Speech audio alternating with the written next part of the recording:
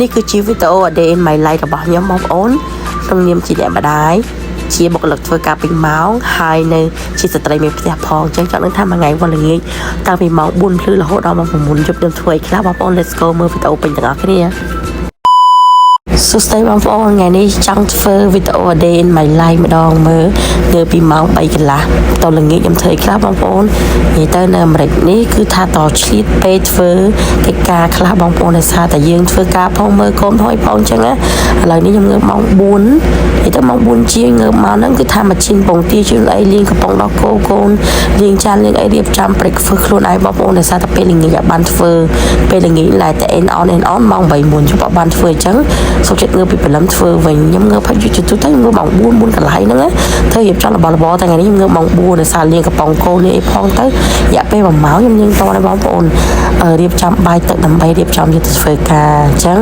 ហើយផ្លឹកមកដាក់ចានមកម៉ាស៊ីនលាងចោលកុំឲ្យខាតពេកព្រោះចាននេះលាងរយៈពេល2ម៉ោងណា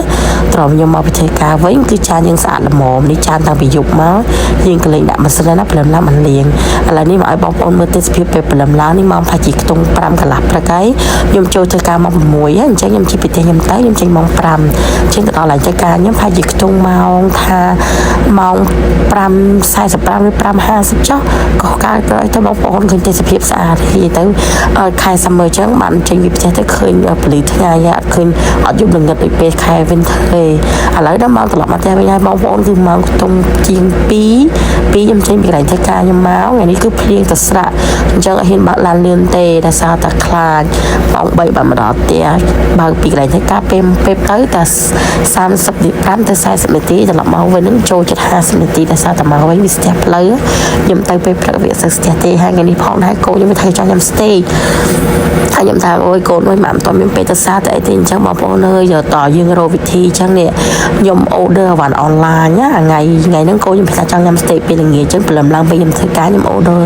អវ៉ាន់ពី Walmart និយាយទៅ Walmart គេដឹក online មកដល់ផ្ទះគេហៅ delivery in home ហ្នឹងណាបើយើងអត់ចង់អ្នកខ្លះដូចគាត់ធ្វើការអញ្ចឹងយើងអាចឲ្យគេយកម្ហូបដាក់ក្នុងទូទឹកកកឲ្យបានគេមានសេវាកម្មហ្នឹងឬក៏ដាក់ម្ហូបក្នុងផ្ទះបាយយើងក៏បានដែរតែខ្ញុំអត់ទេខ្ញុំឲ្យគេដាក់ម្ហូបធ្វើមុខទេខ្ញុំយកចូលខ្លួនឯងបានហើយសេវាកម្មគេនឹង free ដោយសារតែយើងเป็น free សំទៅយើង pay ប្រចាំឆ្នាំអញ្ចឹងគេយកមកឲ្យយើងហ្នឹងគឺគេដាក់ចូលក្នុងទូទឹកកកយើងក៏បានឲ្យយើងប្រាប់គេឬក៏ឲ្យគេដាក់នៅក្នុង kitchen យើងក៏បានដែរថាផ្ទះបាយយើងអញ្ចឹងនិយាយទៅសេវាកម្មនៅស្រួលបងប្អូនឲ្យតែយើងព្រមឲ្យគេចូលផ្ទះយើងអញ្ចឹងខ្ញុំខ្ជិលដោយសារមានអ្នកផ្ទះខ្ញុំជូនអវ៉ាន់ចូលក្នុងផ្ទះហើយខ្ញុំកំងអវ៉ាន់ online Walmart ហ្នឹងបងប្អូនពី3ឆ្នាំមិនតែកំងទេអវ៉ាន់គេល្អដែរខូចទេហើយអវ៉ាន់នេះយើងកំងទៅចំណេញទាំងពេលវេលាយើងចំណេញទាំងលុយរបស់យើងទៀតដោយសារយើងមកទៅសារទិញអវ៉ាន់អស់ច្រើនសម្រាប់បងប្អូនគាត់រវល់ធ្វើតាមខ្ញុំអត់ខុសទេហើយមួយទៀតបងប្អូនបើយើងចង់ឲ្យរហ័សទាន់ចិត្តក៏គេមានសេវាកម្មរហ័សទាន់ចិត្តឲ្យយើងដែរកំងម៉ោង1ម៉ោង2ថ្ងៃធំមកដល់ក៏មានដែរតែយើងតែ pay delivery tip តែសម្រាប់ខ្ញុំយក in home delivery អញ្ចឹងខ្ញុំអត់ pay tip គេយើងចំណេញ tip $10 ដែរឥឡូវទៅមើលទាំងអស់គ្នាខ្ញុំបានអីខ្លះមើល strawberry ល្អធំមកប៉ាប់នេះ$4ជាងណាប៉ុន្តែនេះក៏ហមល្ងាលហើយ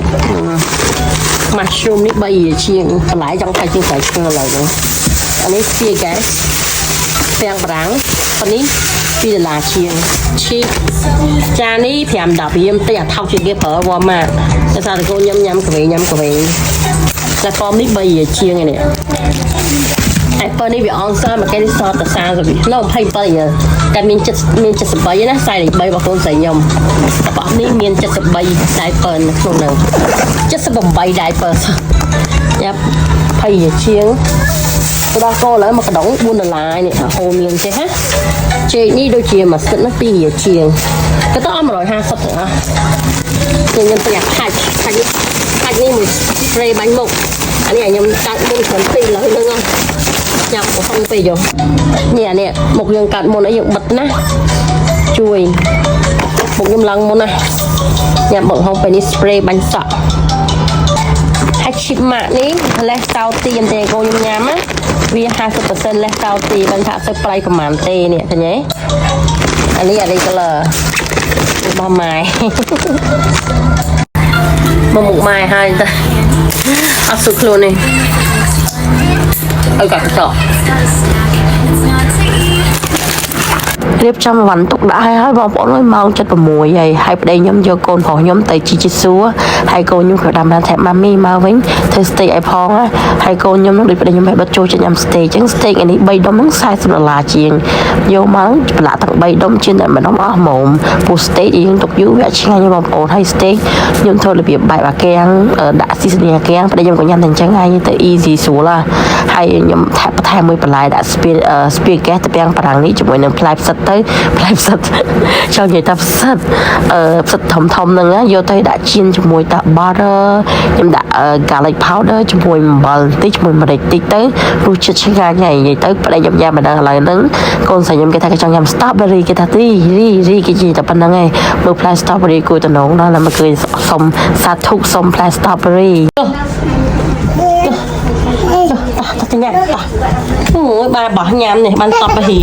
អត់ឲ្យកាត់ទេនេះមកដាក់នេះឲ្យcome on come here បញ្ញាទៅពេលបាត់ជំនាញនេះទៅគាត់ចាវត្តដែរត្រូវបាត់ជំនាញញ៉ាំកូនអមមកអែកគាត់យូរសប្បាយមកអីមួយយកមកណាយកយកមកណាយកតុំនឹងហ្មងទៅអូចឹងអានឹងវាតុំកូនណោះកូនដៃអីកូនកូនដៃអីលាងដៃចេញហ៎ហើយគាត់មកអានថាគាត់នឹងប៉ុន្តែមិនទាន់មកដល់ថ្ងៃនេះយកមកដឹងថាការជ្រៀងប្លែកលេងមេកូនស្រីខ្ញុំលើដល់ម៉ោងកូនប្រុសខ្ញុំជិតមកដល់ហើយម៉ោង7អញ្ចឹងចាប់តាមជៀន steak ឲ្យហើយខ្ញុំចង់ជៀនក្តៅពេលគេមកយើងញ៉ាំឆ្ងាញ់ហើយ steak ខ្ញុំជៀនតែមួយផ្លែរបស់បងប្អូនមិនជាង3នាទីឯងព្រោះជៀនយូរពេកសាច់វាឆ្អិនអត់ឆ្ងាញ់ steak ខ្ញុំយក medium well បន្តិចហើយនេះបងប្អូនឃើញហើយជុំផ្សិតខ្ញុំមានស្រស់តែក្តៅស្រស់អីខ្ញុំដាក់ក្លោចដាក់ខ្លាញ់ចូលទៅដាក់ garlic powder ដាក់ចូលតិចទៅតែប៉ុណ្្នឹងហើយទឹកនោះវាចេញមកពីផ្សិតខ្លួនឯងហើយមួយចាននេះបងប្អូនបើទៅហាងចូល$35ខ្ញុំចំណាយអស់ steak យើងថា steak វា45ហើយជាមួយបន្លែមួយអីថាអស់55ចុះតែយើងចំណេញបាន3ចានបើយើងទៅហាង3ចាននេះចិត្តធំ100បាត់ហើយអញ្ចឹងអ្វីយើងធ្វើខ្លួនឯងបានធ្វើនៅផ្ទះទៅហើយដូចខ្ញុំប្រាប់បងប្អូនពីដើមវីដេអូអញ្ចឹងនៅអាមេរិកនេះតើយើងឆ្លៀតពេលបងប្អូនឲ្យថារវល់អត់សូវមានពេលឥឡូវហ្នឹងខ្ញុំកាត់ខ្លះតែខ្លះគេចូលចិត្តទិញអាវ៉ាន់អនឡាញបន្លែអីគេថាល្អតែសម្រាប់ខ្ញុំ